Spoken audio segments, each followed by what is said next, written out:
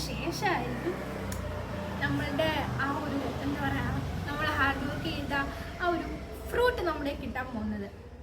പക്ഷെ നിങ്ങൾ വിചാരിക്കുന്ന പോലെ ഇന്ന സമയത്തോ, അതായത് നമുക്ക് ഇത്ര ഏജായി, ഈ ഏജിലായിരിക്കും കിട്ടുക, അല്ല എന്താ ഇത്ര ചിലപ്പോൾ ചെറുപ്പത്തിലായിരിക്കാം ചിലർ പറഞ്ഞേക്കുന്നത്, ചിലപ്പം കുറച്ചുകൂടി വലുതായി ഒരു പ്രായം എത്തിയതിന് ശേഷമായിരിക്കാം ഒരു എന്താ പർപ്പസിലായിട്ട് നമ്മൾ കാലെടുത്ത് വെക്കേണ്ടത്.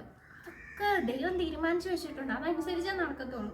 പിന്നെ നമ്മൾ വർക്ക് ചെയ്യുന്ന അനുസരിച്ച് അതെല്ലാം ഡെപ്പോസിറ്റഡ് ആയിട്ട് അവിടെ കിടക്കുമെന്ന് മാത്രമേ ഉള്ളൂ.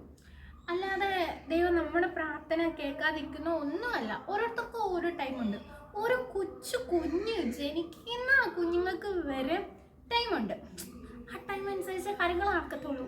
അപ്പം ഞാനിങ്ങനെ ക്ലാസ്സും കാര്യങ്ങളൊക്കെ എടുക്കുന്ന സമയത്ത് ആൾക്കാരെ നിരാശപ്പെടുന്ന കണ്ടിട്ടുണ്ട്. എനിക്ക് മാത്രമൊന്നും നടക്കുന്നില്ല, ബാക്കിയുള്ളവർക്കൊക്കെ നടക്കുന്നുണ്ട്, എനിക്ക് മാത്രം എന്താ നടക്കാത്ത, എൻ്റെ പ്രാർത്ഥന എന്താ ദൈവം കേൾക്കാത്ത, എനിക്ക് മാത്രം എന്താ ഇങ്ങനെയൊക്കെ എന്ന് വന്ന് ചോദിക്കും. അങ്ങനെ ഒരുപാട് ആൾക്കാരുണ്ട്.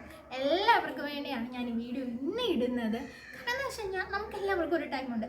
ആ ടൈം ആകുമ്പോൾ സമയത്ത് മാത്രമേ നമുക്കുള്ള ഗിഫ്റ്റ് നമ്മുടെ കയ്യിൽ കിട്ടത്തുള്ളൂ.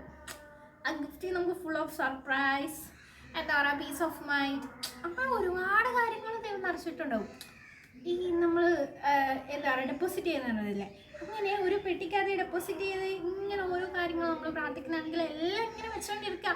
നമ്മൾ കറക്റ്റ് ആ ഒരു ടൈമിലേക്ക് നമ്മൾ കാലെടുത്ത് വെക്കുന്ന സമയത്ത് നമുക്ക് ആ സംഭവങ്ങളെല്ലാം നമുക്ക് കിട്ടും.